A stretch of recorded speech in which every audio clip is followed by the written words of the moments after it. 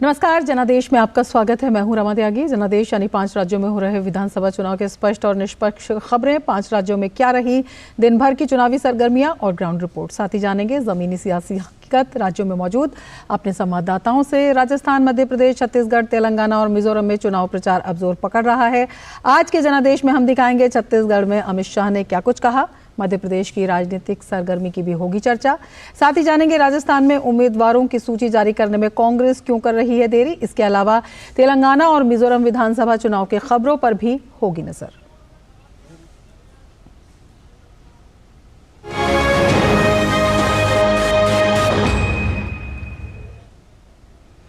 केंद्रीय गृह मंत्री और भाजपा के वरिष्ठ नेता अमित शाह ने छत्तीसगढ़ के जगदलपुर और कोंडागांव में परिवर्तन संकल्प महासभा को संबोधित किया। उन्होंने छत्तीसगढ़ में कांग्रेस के नेतृत्व वाली भूपेश बघेल सरकार पर नक्सलवाद को बढ़ावा देने का आरोप लगाते हुए बस्तर की जनता से वादा किया कि भाजपा की सरकार बनने पर राज्य को नक्सल समस्या से मुक्त कर दिया जाएगा। इस बीच भाजपा ने 40 प्रचारकों की सूची जारी कर दी है जो छत्तीसगढ़ चुनाव के पहले चरण में पार्टी उम्मीदवारों के लिए प्रचार करेंगे।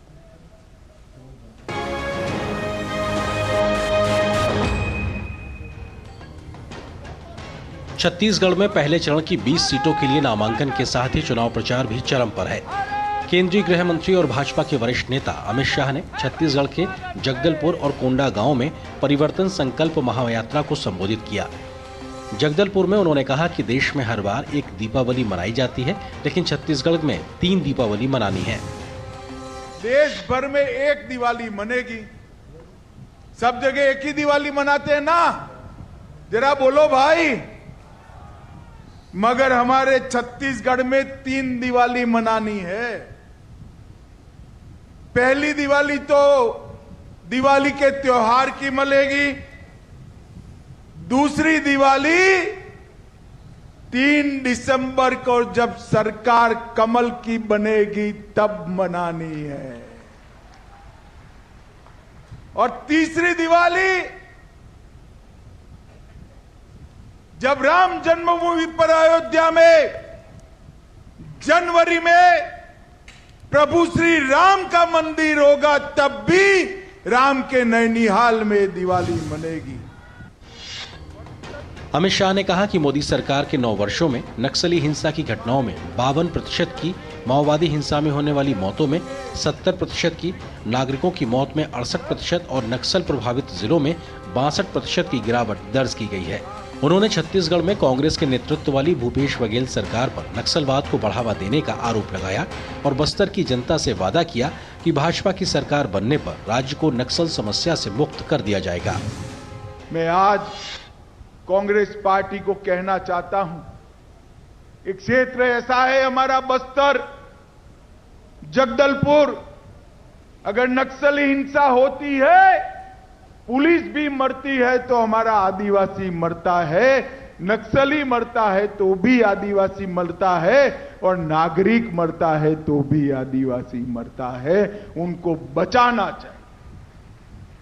और मोदी जी ने ये 9 साल के अंदर रोड बनाए, रास्ते बनाए, घर में गैस के सिलेंडर दिए, शौचालय बनाए, एकलव्य स्कूल बनाए।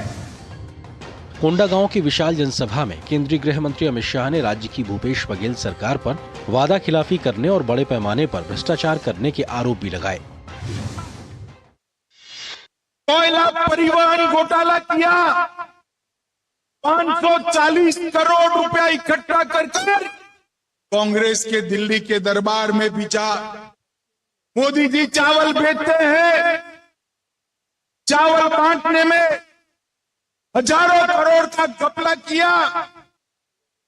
अरे बाकी सब तो छोड़ो, मैंने मेरे जीवन में ऐसा पहला आदमी देखा जिसने गाय के गोबर में गोठान में भी 1300 करोड़ का घपला। हालांकि मुख्यमंत्री भूपेश बघेल ने आरोपों को बेबुनियाद बताते हुए कहा, कांग्रेस पार्टी जाति जनगणना कराने समेत अब तक 3 बड़ी घोषणाएं कर चुकी है। अभी तक हम लोग 3 बड़ी घोषणाएं हमारे नेताओं ने कर दी।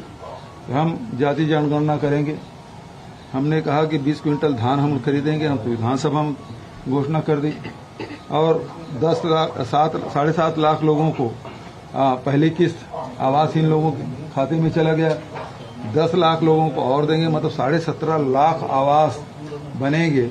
केंद्र सरकार पैसा दे न दे, छत्तीसगढ़ सरकार अपने संसाधन से इन गरीब लोगों को आवास बनाएगी। ये 3 बड़े घोषणा हम लोगों ने कर दिया है। अभी तक ये लोग उल्टा लटकाने और गाली गलौज करने से भड़काने के अलावा अभी तक कुछ बोले नहीं। छत्तीसगढ़ विधानसभा चुनाव के पहले चरण की 20 सीटों के लिए 20 अक्टूबर नामांकन की अंतिम तारीख है और पहले चरण के लिए मतदान 7 नवंबर को होगा। Bureau report, DD news.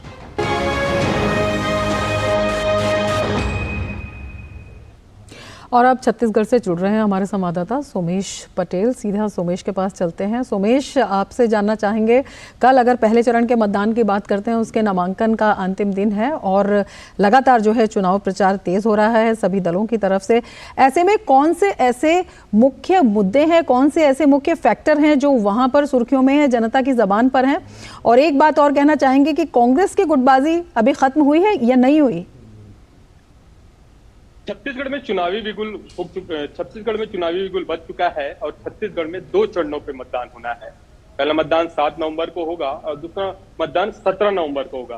केंद्रीय गृह मंत्री अमित शाह छत्तीसगढ़ के दौरे पे हैं और आचार संहिता लगने के बाद केंद्रीय गृह मंत्री अमित शाह का यह दूसरा दौरा होगा। आज केंद्रीय गृह मंत्री अमित शाह जगदलपुर पहुंचे। सबसे पहले दंतेश्वरी माता के दर्शन किए।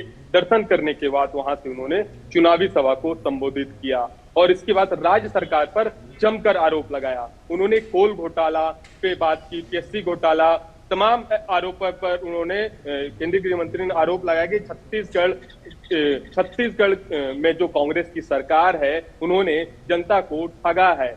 और लगातार केंद्रीय गृह मंत्री आरोप लगाते रहे। कहा जाता है कि बस्तर में सत्ता की चाबी, अगर सत्ता किसी को पाना हो तो इसकी शुरुआत बस्तर से ही होती है और बस्तर में सरकार वहीं पर आधारित होती है।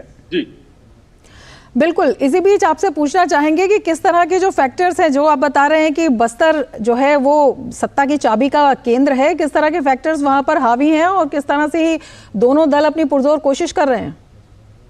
लगातार कांग्रेस की भी करीबन 84 नामों की घोषणा हो गई है और वहीं बीजेपी ने भी अपने प्रत्याशियों की घोषणा कर दी है। पहले चरण का मतदान जैसे 7 नवंबर को होगा तो इसके लिए लगातार दोनों पार्टियां लगातार उस इलाके में प्रचार प्रसार में जुट गई हैं। चाहे कांग्रेस हो बीजेपी हो, आज जिस तरह से बीजेपी ने अपने स्टार प्रचारकों की लिस्ट भी जारी की है। लगातार 40 स्टार प्रचारक छत्तीसगढ़ आएंगे और उनके माध्यम से जो बीजेपी सबसे बड़ा मुद्दा यहाँ पर शराब, कोल, पीएससी, तमाम ऐसे स्कीम को लेकर जनता के बीच आएगी और उनसे इन विषयों पर मंच से साझा करेगी कि छत्तीसगढ़ में इस तरह के घोटाले हुए। कांग्रेस भी लगातार सरकार के ऊपर, केंद्र सरकार के ऊपर आरोप लगा रही है कि जो बीजेपी के नेता हैं यहाँ पर आकर झूठ बोल रहे हैं, ऐसा कुछ भी नहीं हुआ है, घोटाला नहीं हुआ है। लेकिन कहीं ना कहीं जो छत्तीसगढ़ में एक बार चुनावी बिगुल बच चुका है। बिल्कुल बिगुल बच चुका है और घमासान शुरू हो गया है। सोमेश, आप नजर बनाए रखें। फिलहाल शुक्रिया पूरी जानकारी के लिए। और अब बात मध्य प्रदेश की। मध्य प्रदेश के छिंदवाड़ा जिले की विधानसभा सीटों पर कमलनाथ के पुत्र नकुलनाथ के जरिए कांग्रेस प्रत्याशियों के नाम की घोषणा पर बीजेपी ने सवाल खड़े किए हैं। इसके अलावा चुनाव में जीत के लिए तंत्र साधना समेत तरह तरह के हथकंडे को लेकर भी प्रदेश की राजनीति गर्मा गई है। इस बीच भाजपा ने चुनाव प्रचार के लिए हाईटेक रथों को मैदान में उतार दिया है।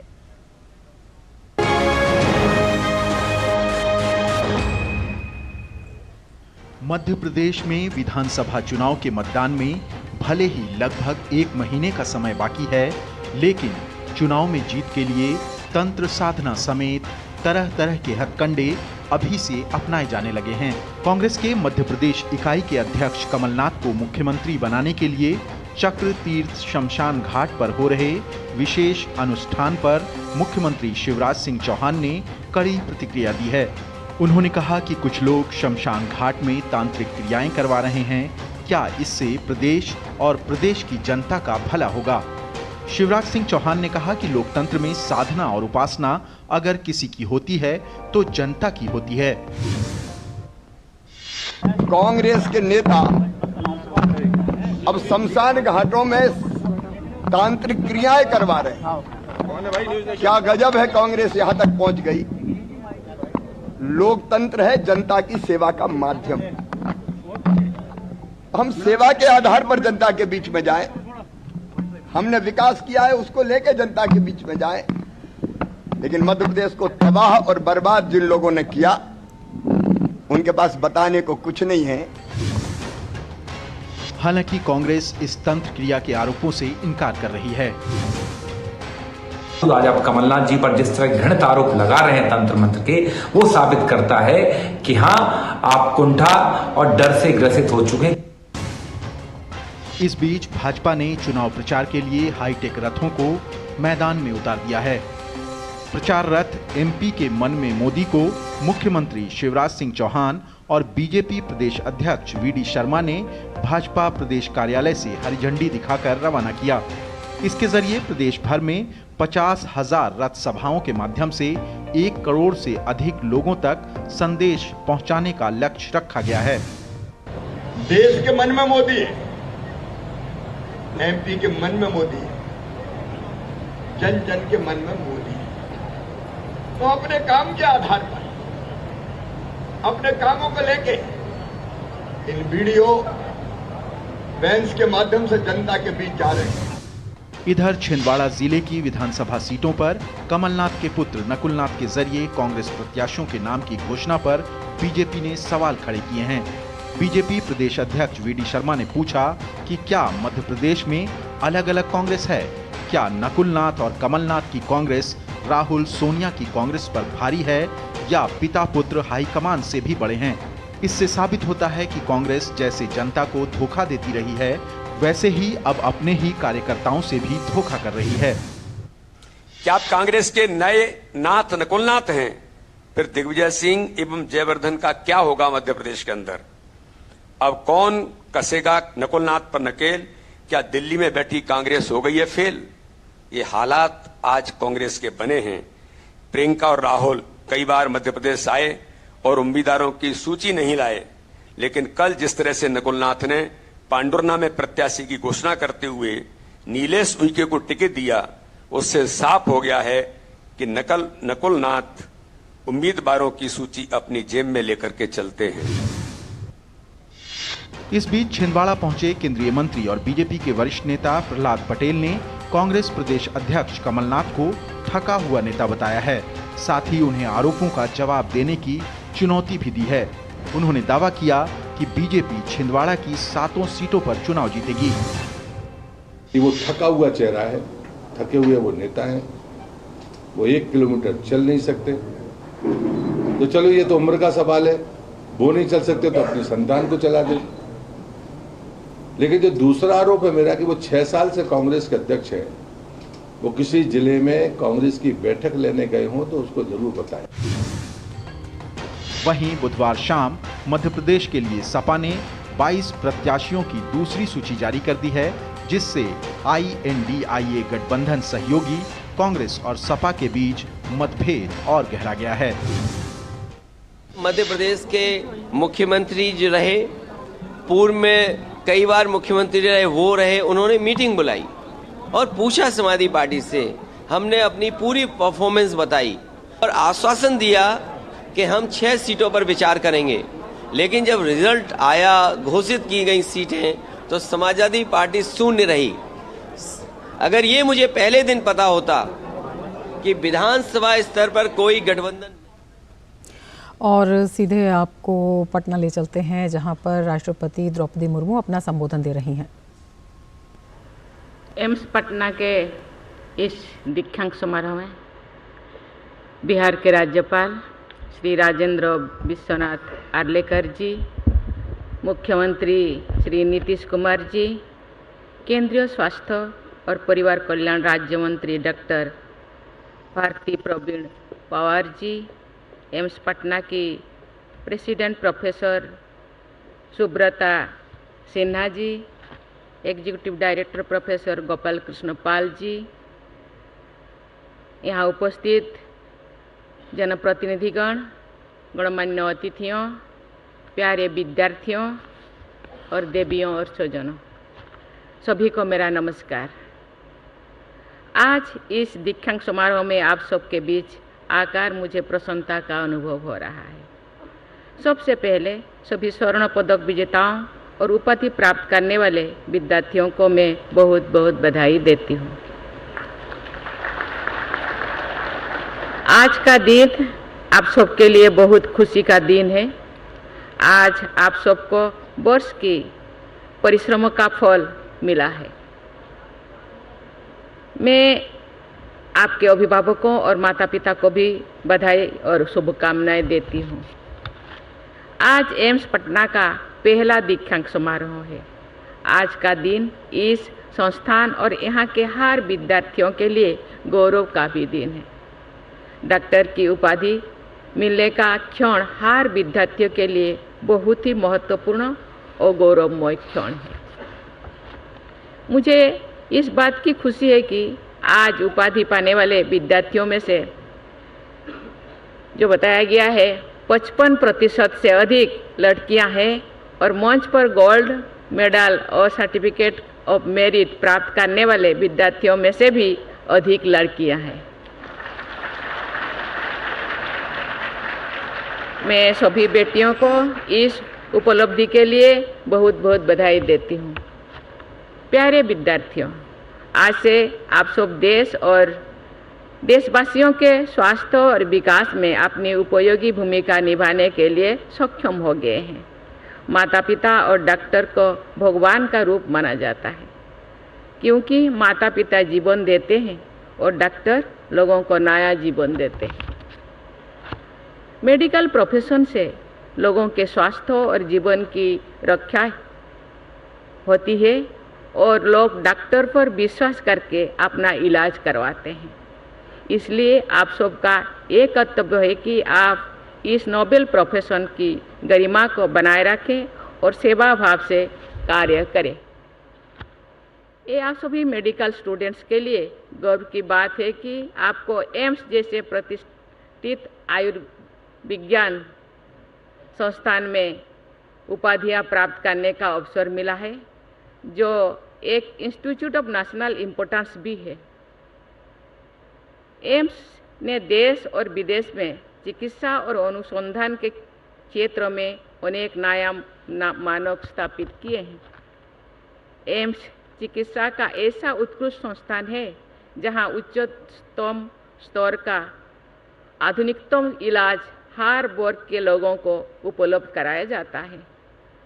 हम सब जानते हैं कि पहले भारत में एक ही एम्स संस्थान था और देश भर से लोग वहां इलाज के लिए जाते थे।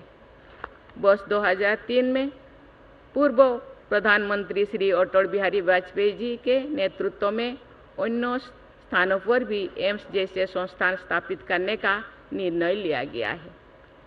मैं इस दूरगामी सोच और जनकल्याण की पहल के लिए आदरणीय वाजपेयी जी की नमन करती हूँ, उनको श्रद्धा सुमन अर्पित करती हूँ। मुझे बताया गया है कि आज केंद्रीय स्वास्थ्य एवं परिवार कल्याण मंत्री डॉक्टर भारती प्रवीण पवार द्वारा नेफ्रोलॉजी विभाग का उद्घाटन किया जा रहा है, जिससे जनता को काफ़ी लाभ होगा और उन्हें इन स्वास्थ्य सुविधाओं के लिए पटना और बाहर नहीं जाना पड़ेगा। देवियों और स्वजनों, मुझे बताया गया है कि अनेक मानकों पर अच्छे प्रदर्शन के बल पर एम्स पटना ने शिक्षा मंत्रालय, भारत सरकार द्वारा आयोजित NIRF रैंकिंग 2023 में पहली बार 50 सर्वश्रेष्ठ शिक्षा संस्थानों में से अपना स्थान बनाया है और 27वां स्थान हासिल किया है। ये बहुत खुशी की बात है। मैं इस उपलब्धि के लिए एम्स पटना के डायरेक्टर और पूरी टीम को बहुत बहुत बधाई देती हूँ। मुझे विश्वास है कि भविष्य में ये संस्थान और बड़ी उपलब्धियाँ हासिल करेगा। एक खुशी की बात है कि ये संस्थान अत्यंत सक्षम डॉक्टर्स तैयार कर रहा है। हमारे देश की बड़ी आबादी की स्वास्थ्य सुविधा जरूरतों को पूरा करने के लिए सक्षम डॉक्टर्स और नर्सेस की बहुत अधिक संख्या की जरूरत होती है। आज यहाँ से उपाधि प्राप्त करके स्वास्थ्य सेवा के क्षेत्र में कदम रखने वाले आप सब डॉक्टर्स और नर्सेस हमारे देश के एसेट्स हैं। आपके ऊपर देशवासियों को स्वस्थ करने की बड़ी जिम्मेदारी है। मुझे विश्वास है कि आप सब अपनी जिम्मेदारी पूरी तरह से निभाएंगे और इस संस्थान का तथा देश का नाम रोशन करेंगे। डॉक्टर्स पेशेंट और नर्स पेशेंट रेशियो राष्ट्रीय स्तर पर कम है और उसे बेहतर करने की आवश्यकता है। पिछले कुछ वर्षों में देश के सभी राज्यों में बहुत सारे मेडिकल कॉलेजेस और अस्पताल बनाया गया है, जिससे लोगों को चिकित्सा की सुविधाएं उनके अपने और आसपास के क्षेत्रों में मिल रहा है। केंद्रीय और राज्य सरकार मिलकर इस दिशा में कार्य कर रहे हैं। पिछले 7-8 वर्षों में MBBS की सीट्स में लगभग 100% की वृद्धि हुई है। 50,000 से बढ़कर अब इनकी संख्या करीब 1 लाख हो गई है। अभी जो प्रवीण पवार जी मंत्री जी बताए थे शायद 700 कितना, लेकिन प्राइवेट सेक्टर और नॉन गवर्नमेंट संस्थाएं भी स्वस्थ और विकसित विकास के निर्माण में पूर्ण रूप से सहयोग दे रही है। देवियों और स्वजनों, आज हम होलिस्टिक वेलनेस की बात कर रहे हैं। मुझे खुशी और संतोष की हो रही है कि हमारी चिकित्सा संस्थान आज चिकित्सा की सभी श्रेणियों जैसे कि होम्योपैथी, आयुर्वेद, योग, यूनानी, सिद्धा से लोगों का इलाज कर रहे हैं और इनके ओवरऑल फिटनेस को प्रमोट भी कर रहे हैं। एम्स पटना भी इन पद्धतियों के माध्यम से होलिस्टिक वेलनेस की दिशा में कार्य कर रहा है। मैं इसके लिए यहाँ की पूरी टीम की सराहना करती हूँ। मैं ये भी कहना चाहूँगी कि मेंटल हेल्थ के क्षेत्र में भी एम्स जैसे प्रतिष्ठित संस्थानों को और अधिक रिसर्च करनी चाहिए और अन्य संस्थानों को भी मेंटल हेल्थ एजुकेशन और इससे संबंधित ट्रीटमेंट सिस्टम सेटअप करने के लिए गाइड करना चाहिए।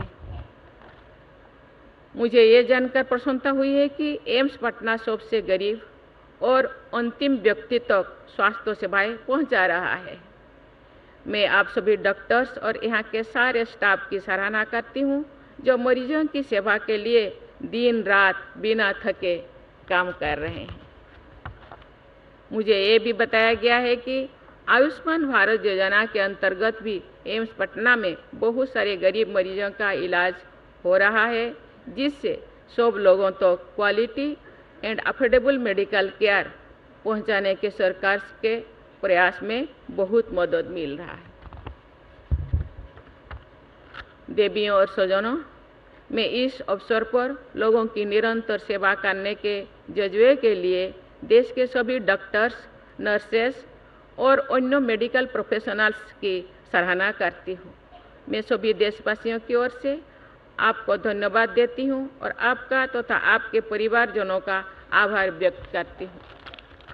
अंत में उपाधि और स्वर्ण पदक प्राप्त करने वाले सभी डॉक्टर्स और नर्सेस को मैं फिर से बधाई देती हूँ और आपके उज्जवल भविष्य के लिए मंगल कामना करती हूँ। आप सदा ही उत्साह से देश और देशवासियों की सेवा करते रहिए और सबका दिल जीतते रहिए और सेवा में लोगों का कहते हैं था service to mankind is service to god. आप ऐसे प्रोफेशन में जा रहे हैं कि लोग उस टाइम आते हैं, मैं 1-2 बार भी कहीं कहीं बोल चुकी हूँ, जो परेशान होते हैं अपने आप को आपके हवाले कर देते हैं, क्योंकि आप जीवन रक्षक है, जीवन दाता है। इसीलिए यही भावना से बहुत हम राज्यपाल जी ने, मुख्यमंत्री जी ने बहुत अच्छी अच्छी बात बोले। केवल क्योंकि आप एम्स के स्टूडेंट्स हैं, एम्स का खुद का और परिवार का नाम रोशन करने के साथ साथ एम्स का और ये देश का नाम रोशन करना चाहिए और सेवा भाव से लोगों का काम करना चाहिए। इसी के साथ ही मैं आपको बहुत बहुत धन्यवाद देती हूँ। जय हिंद, जय भारत। पटना से आप देख रहे थे सीधा प्रसारण और जनादेश में अब ले लेते हैं एक ब्रेक। आप देखते रहिए डीडी न्यूज। साल, बरस और सदी नहीं, एक युग गुजर जाएगा। उम्र न पूछो वंडर की, जब फर्क नजर आएगा। वंडर सीमेंट, फर्क नजर आएगा। गोल्डी छोले मसाले, जहाँ जाए रिश्ते बनाए, जहाँ जाए रिश्ते बनाए, गोल्डी मसाले। मैं क्या जी, सब जानते हैं, जहाँ दिखे मारियो, अपना समझ के खा लियो।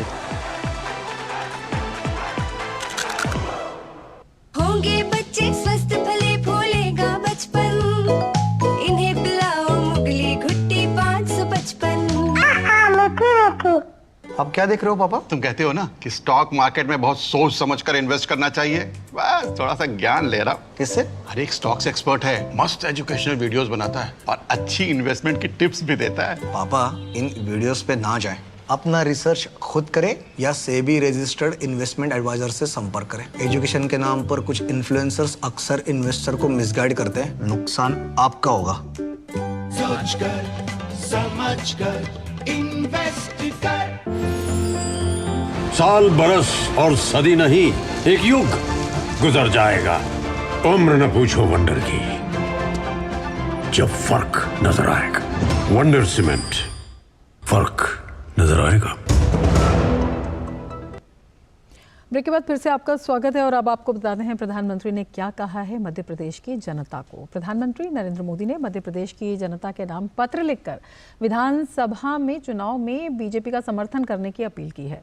इसमें उन्होंने कहा है कि पिछले 20 वर्षों में मध्य प्रदेश बीमारू राज्य के अपने अतीत से निकलकर सशक्त, समृद्ध और स्वावलंबी बना है। पिछले 20 वर्ष से जो भरोसा आपने हम पर दिखाया है, उसके चलते मध्य प्रदेश देश की टॉप 10 अर्थव्यवस्थाओं में शामिल हो चुका है।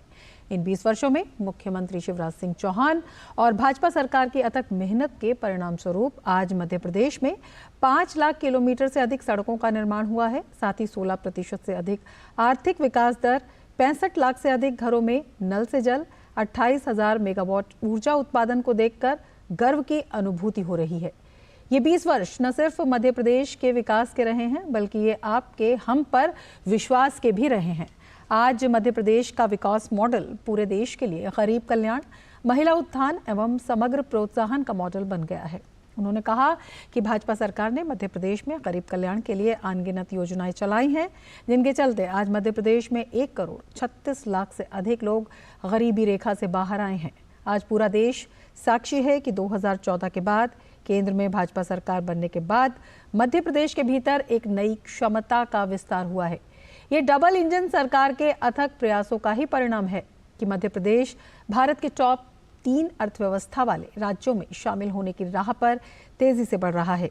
उन्होंने उम्मीद जताई कि 2014 और 2019 के लोकसभा चुनाव की तरह ही प्रदेश की जनता आने वाले मध्य प्रदेश विधानसभा चुनाव में भी भाजपा को समर्थन देकर डबल इंजन की सरकार बनाएगी। और इसके साथ ही जनादेश में फिलहाल इतना ही। दीजिए इजाजत, नमस्कार।